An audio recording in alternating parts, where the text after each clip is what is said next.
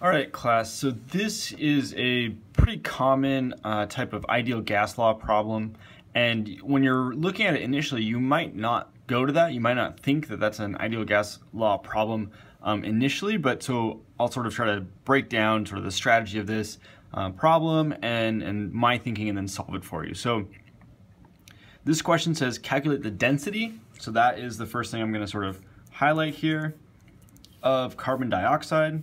And I've been given a pressure and temperature, right? So right away I'm thinking, density is grams per milliliter. That's a mass per volume. I've got a gas, carbon dioxide. I recognize that as a gas. I've got a pressure and a temperature. And so, I'm thinking volume, I'm thinking number of moles, and all of that sort of leads me to maybe the idea that we're going to use the ideal gas law. So whenever I'm looking at a problem like this, especially since we're learning about ideal gas laws right now, you should have it in the back of your mind, and you might sort of put down this PV equals nRT. I like having the visual of writing it out, PV equals nRT, and then trying to decide, will this help me? What can I use, given the information to solve this type of problem? So I'm given a pressure, and obviously I want to convert this millimeters of mercury into atmospheres.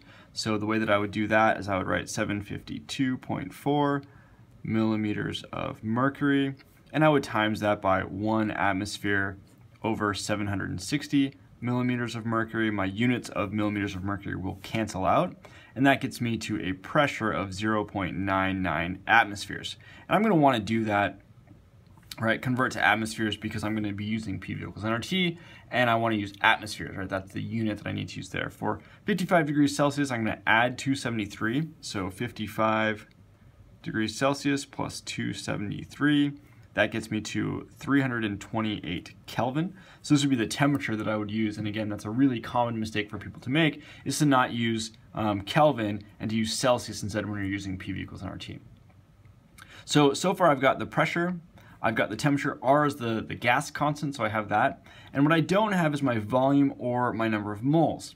So when I'm looking at this, calculate the density, well, I know that the density will be the same no matter what volume I have. If I have a certain gas and I've got a certain amount of that gas, or a certain pressure and temperature of that gas, the density is always going to be the same whether I have a very small amount or I've got a very large amount, right? If I have 1 mole of this gas or 1 liter of this gas, it really is irrelevant to the actual overall density. So we're going to make an assumption here. We're going to say we're going to solve this problem based off of some assumption, and that assumption should be irrelevant to the actual final answer. So what I'm going to do is I'm going to say I'm going to assume that I have 1 liter of this gas. And again, that density, right, that assumption of I have 1 liter, it really doesn't matter if I have 1 liter or 2 liters or 5 liters, because the density will always be the same. That's why that assumption is okay to make. And we really need to wrap our heads around that. So if you're still confused by that, definitely let me know. Ask some questions or something like that. Or just solve it in a few different ways. There's lots of different ways to solve this problem, but if you solve it in a few different ways, you might convince yourself that this is a good assumption to make. So that's the assumption that I'm going to make. So given that assumption, I'm going to solve for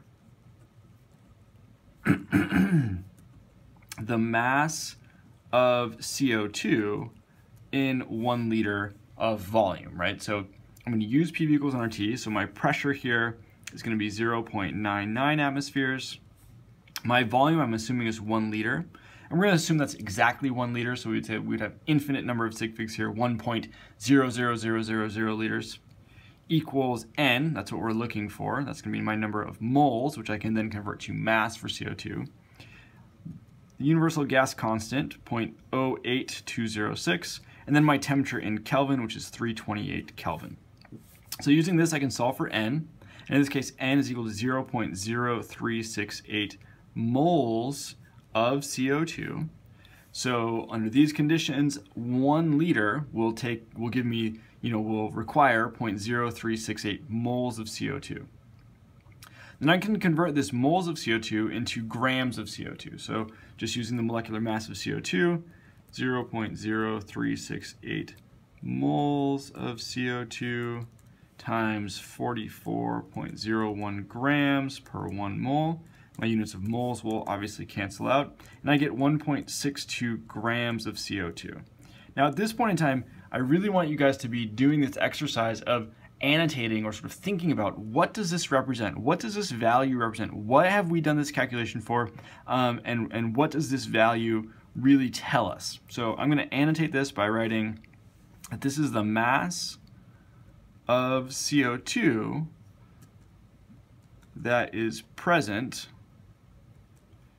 in 1 liter at 0.99 atmospheres and 328 Kelvin, right? That's what this calculation is telling us. This is the mass of CO2 that would be present in my flask, my 1 liter flask, under these conditions.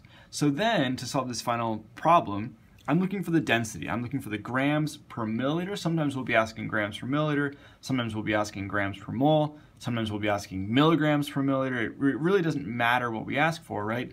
Density is just going to be some mass divided by some volume. So for my density, that's going to equal 1.62 grams. And then I'm going to divide that by 1,000 milliliters. I'm looking for milliliters. 1 liter is going to equal 1,000 milliliters. So that calculation will get me to an answer of 0.00162 grams per milliliter. This is my density of my CO2 under these conditions. All right, let me know if you have any questions or follow-ups. Thanks a lot.